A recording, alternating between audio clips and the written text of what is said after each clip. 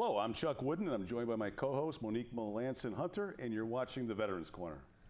Thank you, Chuck. If you haven't seen the Veterans Corner before, we're a show dedicated to our veterans, their families, and those in the community that support our veterans. Thank you, Monique. This is actually a two-part series. It's with Forever in My Heart Foundation. They've been here in the past. They were here last week. Mira, thank you for being here. Mira Licky is the president and founder of the foundation. And to her right is Roy Martin. He's a U.S. Marine veteran. Yes, sir. And a recipient of Gunny. Gunny's over to Roy's right. For those, when the cameras can see him. Gunny is one of the Forever in My Heart Foundation dogs. So great to have you back. Great to have you back. Thank you for having me. You know, the first time you were here back in March, there was so much information.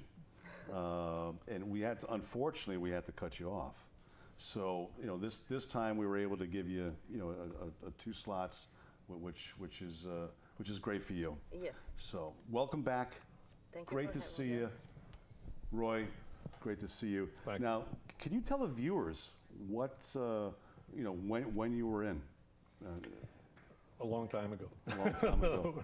No, I joined the Marines and went through boot camp in Parris Island in 1962. And after graduating from Parris Island, I found myself in about 3 months going to jungle warfare school, and then went over to Vietnam to be an advisor over in Vietnam. Yeah. I can give you some background on Well, that? it's all right. We usually like to ask the veterans, what branch they were in, which I let the viewers know anyways, and just when you were in. Okay. It's every veteran that we have on this show could do probably 4 segments on where they've been, Yep. what they experienced. Yep. But we just like to let the viewers know and then give you recognition. Appreciate So, it. on behalf of the Veterans Corner and the viewers, we want to thank you for your service. And thank you for what you do too. Appreciate it. Thank you. Once again, welcome. We've got, actually, Mira, for those that didn't see the first segment, can you just give us a recap on who you are, when you started, that kind of stuff? So we started as a nonprofit in February of 2018, but our trainers that train the service dogs, they've been doing it for almost 30 years. So we have a big resume before the nonprofit started. So what we do is we take dogs from shelters. We assess them and see if they be capable of training for a service dog, and we train them for service dog and donate them to veterans, disabled veterans, at no cost to the veteran. We train for PTSD and any physical mobility issues. So all these dogs are rescue dogs? All dogs are rescue dogs. That's wonderful. Yeah. Roy, can you tell us a little bit about your experience with the Forever in My Heart Foundation? Sure. It's all been great, so I can start off with that, not to embarrass her. I had initially, through the VA, was put in contact with the Brand X over in New York. And after spending about a month going through their process, I then found out that it was going to be 2 years before I could get a dog, which didn't really work for me, to say the least, because I needed the help almost immediately. The VA also recommended that I contact Forever in My Heart, which I did. And it's been a great experience for me. I'm sure the place in New York was, and I know it was a huge place, and I'm sure it didn't have the compassion, if you will, and the family approach that Forever in My Heart has, that Mira has established and done a great job with it. Everybody from the trainers to the people that work for Mira, she's involved in it 150% every day. I mean, we even took our dogs over to have the vet check them out and inoculate them. And it was at her house. That's where we did it. Well, we use a mobile vet Yeah. too, Yeah, so yeah. we can. But I you mean, know, it speaks volumes. of Dedication. The dedication she has, and anybody that works for her has the same. So, to her, I appreciate that very much, and I feel very fortunate that I got in contact with them versus anybody else. And they're from Connecticut, so Yeah. they made a lot of sense to support Locally. local if it was all equal kind of thing. Yeah. So, Yeah. so I got win-win for me. Well, just to let you build on what you had said the first time you were here back in March. I think everyone, the viewers, all of us, got the same thing: the compassion and the passion that you have for this. You've obviously done wonders. Yep. Since the last year. yeah. Yeah. I mean, a lot has happened, but a lot has happened because of the people that we have on our team. And obviously we do a lot of work, and if someone is willing to devote the time, they have to be passionate about the animals, about the veterans. And we only place dogs in Connecticut because we truly want to make sure that it's a success story. And like Roy will tell you, like originally when he first came, we were going to pair him up with another dog.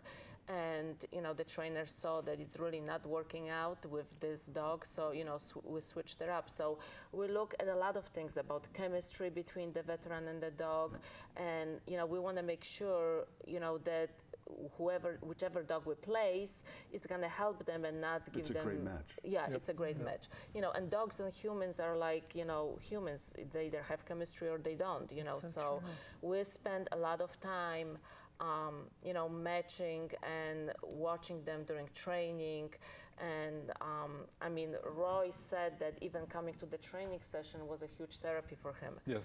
Yeah. Even before he got a dog from us, he would come to, training on Saturday, and he says that made a huge difference for him as well. It does. Just being in that atmosphere. Yeah, and to follow up a little bit, if you don't mind, I've only had Gunny for like 3 months now, but I feel like I've had him for 3 years. Yeah. And I kind of maxed out on my PTSD meds a while back. I couldn't take any more than I was taking. So the next step, which is what the VA told me to do, would be to get a dog. And I can tell you that Gunny has done wonders for me, again, with all the support that they have. But the dog's been wonderful for me and allowed me to go to places like the mall, baseball games, which I've taken him to, golf tournaments that I didn't have any interest in going because I was going through so much stuff. Crowds. But yeah, exactly it. And so anyhow, without him, I don't know. Yeah. Well, it's obviously a tremendous, one of the many tremendous success stories. And you just started off. Well, I think going into it, none of us realized, I mean, we knew that dogs will help people and make an impact, but especially, because, mobility, obviously the dogs help you out, open doors, turns lights. I mean, that's, everyone knows that. But for the PTSD veterans, none of us realize that impact and the difference that those dogs makes for these people. I mean, what we take for granted, meet friends for coffee, for some of them, it's impossible tasks. And like Roy will told us, he says, like, I will never drive by myself to Andover, I mean, that will never happen. And now with Gani, he drives independently. I mean, those dogs really give those people life back more than medications and therapy, right? Exactly. It's amazing. Exactly. It's like your whole life opened up It when did. you got It Gunny. did, and it still continues. It's amazing. So, How excellent. We've had a lot of segments on PTSD because obviously it's so important. Yep. Not only just for the viewers that are veterans, but the first responders. And family. For families. We had that one show with Dr. Jean. We got to have her back to follow up on PTSD. But it's not just veterans. No. I mean, first responders. We Which were is talking finally- earlier, Department of Corrections. yes, exactly. So I mean, the animals have made a tremendous between the dogs and horses. We've had a few shows on with the horses, right. and actually some of our next tapings, we're having a double header on healing hoofbeats, which we've had on the show before. Very good. I think they're up next on the Veterans Corner. So, I mean, these are the kind of things that we like to put out there and get out there. Now, as we found out before, 25 minutes goes by fast, so we're going to move on. Fundraising events planned for this year. There's got to be a bunch. Well, we've found most of our expenses with fundraising events. So, you know, we have event that we do several times a year, which is pierogi making class. I mean, majority of our board of directors is Polish, so someone came up with an idea, let's do pierogi class. Yeah. And it's been very, very successful for us, and people truly love it because we do hands-on. They actually roll the dough, make the pierogis, then we cook them, and everybody eats them. So that's been a huge success for us. And if anybody knows anybody that can hook us up with an old ambulance, we're thinking maybe opening a food truck, you know, pierogis for paws. So we're looking for an old ambulance, and the reason why we're looking for ambulance is because it has the electricity on the back, so it's really easy to convert. So just putting out there, if anybody... Well, you know what? We'll be definitely putting that out there in social media tonight. That's right. Yeah, so we have our pierogi class in Colchester at the Polish Club on July 20th. We have 2 sessions, 2 p.m. and 6 p.m. I believe that 2 o'clock, there may be just a few tickets left. It's pretty much sold out, but we still have tickets for the 6 p.m. class. Then we have our biggest event of the year, which is our annual charity gala. This year is at Foxwoods. It's a red carpet event. It's our biggest event of the year. We have live band, sit-down dinner. It's a really, really great live entertainment. So it's a great, great event. This is the 3rd one that we're doing this year. November 2nd, Saturday after Halloween, we're having a Halloween bash, which is a costume party with also live music. We're gonna have food, contests. It's also gonna be in Colchester at the Polish Club, which we wanna thank because they're donating the Polish Club to all of our events. Yeah. So, you know, we're really grateful for that. And we may have a Christmas kind of party like we did last year. We don't have the location, but you can follow us on Facebook and we'll post it. And I think that's about all the events that we're having this Well, year. that's a lot. I mean, those are big events. There are big events. I mean, you know, like even the pierogi class, we're gonna have over 200 people there. So it's not like, you know, it's a big event. Like we were talking on the first segment, the first show, I think might be 202. 202. Yeah, Yes. That's or more. We're taking you know, the show on the crew, road, Chuck. The crew. It's definitely something that actually we may look into that. There's obviously without events like this, you couldn't No, I mean, it costs a continue lot. the mission that you're into. No, I mean, you know, probably Roy knows how much money it costs us to train one dog. It's really expensive. Between the vet care and food, and you know, and we don't feed the dogs inexpensive food. We really The best. Take care of them. we really take care of Yes. them. So it takes a lot of money to train one dog. So any donations or, you know, any help, you know, anything $20 we appreciate because it helps us. You know, obviously we have big plans for the future, which we're gonna need corporate sponsorships to help us. But even, you know, everyday, you know, veterinary bills or things like that, you know, small donations help us tremendously. And just to put it out there, we put it out on the first show. We want to let the viewers know this that didn't see the first show, that 100% of the proceeds go to the program. There is not one paid employee in this foundation. They're all volunteers. So I know that's a big issue with some groups, but 100%. And very few organizations can say that. Yeah, and we've been blessed that we found people that are willing to devote their time and, you know, and help us, because without them, we wouldn't be able to run it and grow, you know, on the scale that we're truly growing. So, been very, very, you know, blessed to find the right people. Now, we talked about this year's events. Now, you must have already started for next year. Yeah, so next year it's going to be a big year for us. We're obviously going to do our pierogi classes, but we have a few big events. We have our first golf tournament at the Foxwood Golf Course. Okay. That's going to be on May 26th. So we're going to post this soon and start selling tickets. We're going to have, of course, our charity gala as well in September. But we're also planning on doing Guinness World Record for the largest pierogi.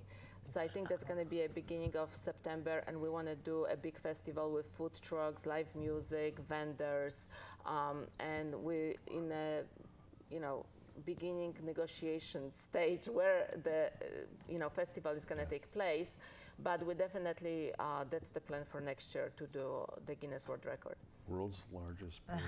Yeah, we're I'm planning to sorry, do I'm already on that list Yeah, of we have to bring the show there with Yeah. the camera. I'm just saying. So we're planning to do 200 pounds, and we actually been blessed that the submarine Navy base Down in Groton. down in Groton opened up their kitchen and their help, and they actually designing and making the pot to cook the pierogi in and a cage, and we'll probably make it in the kitchen, transport it wherever it's going to be, and have a huge fire pit and cook it right there.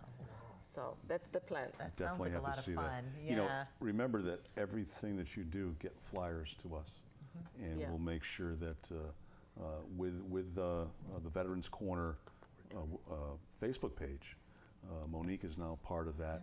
Both of us can administrate that. thank Social you. media is big, and we'll Yes. be happy to share that on our Facebook. Every single function that you do, send to us, I will. Yeah, and we'll get it on there. great. Thank you. So, Mira, how does one apply for a service dog like Roy did? So how would someone go about applying for one? What kind of criteria has to be met? So we have an application right on our website. So if you go to forevermyheartfoundation.org, right at the top bar, there's application, and if you click on it, it's very easy, to fill out. So we do have few stages. I mean, we do initial over the phone interview, we do house visits, we do financial checks, and we do medical checks. But if all of those pieces fall together, we're not looking, I don't think we make it so difficult. Roy can tell. No, the phone interview was almost 2 hours. 2 hours, yeah. But it has to be Yeah. to qualify or disqualify somebody, I guess. Well, And it's important. It's important to know if the right person's there. Well, we want to make sure that, first of all, since our dogs come from shelters, that they have a safe and good, happy lives. So we want to make sure that you're financially stable to support the dog, and also that you have a housing environment that's, good for the dog. And, the other part is that we want to make sure that, there's so much time and money that goes into training. These dogs take a year to 18 months to be trained. This is not something that we do 2-3 months and we train the dog and we place it. This is a very long, expensive process to train those dogs. So we want to make sure that, each dogs that we place really makes a medical difference in the life of a veteran. We get applicants that they want, companion dogs. We can help you find the rescue dogs to be a companion, but this is not what we do. That's why you have to release medical records to us, because we want to make sure that if you receive the dog is going to make a difference in your life, that, the medications, therapy, or otherwise, didn't work. Yeah. You got to make sure it's all legitimate. It's all legitimate. And, there's a lot of applicants that are classified by VA as disabled, but, we don't feel that the dog is going to make a difference in their life, So not every disability qualifies you to receive a dog from us. We have to see that somehow we can improve your life and make a difference in your life. It's like any other organization. You need help from the public. Exactly. Without the public, no matter what organization it is, that's why the fundraisers are so expensive, so important, because of the they organization generate. itself is expensive. That's what I was trying to say. Right, we understood that. It's I was having one of my moments. Sorry. And they need volunteers as well. Volunteers are very important as well Yeah. because with the money, you still need people, hands-on Absolutely, and we people. always, I mean, when we get applications for volunteers, you don't necessarily have to physically be somewhere to give us our time. I mean, we even, simple things like you can sit at your home and maybe write blogs for us, Yeah. or do research online. I mean, we have so many, the list never ends. of Fundraisers. fundraisers. I mean, sometimes we need someone to take the dog to training on Saturday. We're going to be looking with the dogs being at the York prison. We're going to be looking for families to take the dogs for the weekend to socialize them in a, normal environment, restaurants, picnics, and things like that. So, if you don't really think you have the time to devote, I mean, if you're willing, we can match you with the tasks that you can maybe do in the evening at home, not leaving your house. It doesn't have to be 20 hours a month. It could be 1 hour a month. Exactly. Yeah, exactly. Any little bit helps. Yep. Exactly. And you had mentioned New York Prison on the first segment. Yes. We let the viewers know, and for those that weren't with us on the first segment, the Connecticut Department of Corrections, the women's prison down in Niantic, you're teaming up with them Yes. at York CI, Yes. correctional institution. Yes. So, and how's that going right now? Is it We actually, we have an orientation schedule at the end of the month, and I think this is kind of our last step before signing the paperwork. Yep. And hopefully, next month we'll be able to start placing dogs. That's great. Great. So that we're very excited about it because I think it will be great for our dogs. It will be great for the inmates. It's a win-win for everybody. Yeah. Just a rough estimate. How many dogs do you think you've placed since you started? Well, so right now, because we started in February, so as a nonprofit, before nonprofit, I think we placed 16 dogs Yeah. with veterans. But as a nonprofit, we placed Gani, we placed another one with a veteran, and we're placing right now 2 more. Because you have to understand that the dogs that are in the program, they actually are, about 1 to 18 months mark of the, training. I mean, Roy received this dog a little bit earlier because he's capable of, keeping the dog at home, taking care of it, and coming to training every Saturday. So in cases like Roy, we can place the dog before he's fully trained, kind of as a foster family, into he actually passes and and gets released to him as a service dog. Well, one thing, once again, I'd just like to, for those that didn't see the first segment, we've got about 2 minutes left. We had touched on whether or not, if you had your own dog, if they are trainable.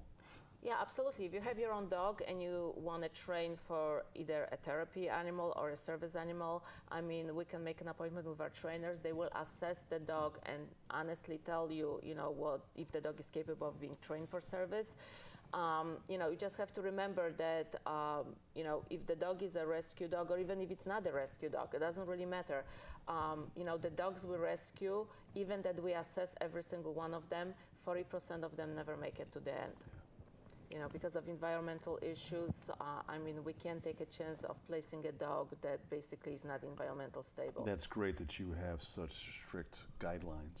That's right. Yeah. So, like I say, if you have your dog, we'll be happy to assess, but, there's always the chance that, that the dog is not going to finish and graduate. Well, once again, 25 minutes has gone by extremely fast. It was great to have you back. Thank you for having us. And it's not the last time. We'd like to have you back in the future for updates. She'll see us at the events. What's that? Give me just 30 seconds? Absolutely. Real quick. Probably about 15. 15. To the veterans that may have some questions, I'm sure if you email the email part of this whole thing, it'll get to me, and I would be glad to answer any of your questions and help you as much as I can. Yeah. Thank you. Yeah, we got about 15 seconds left. 13 seconds, I'm getting in my ear. So with that being said, thank you once Roy. again. Thank you. I want to thank the viewers for joining us. I'm Chuck Wooden. And I'm Monique Melanson-Hunter. Good night, and we'll see you next time on the Veterans Corner.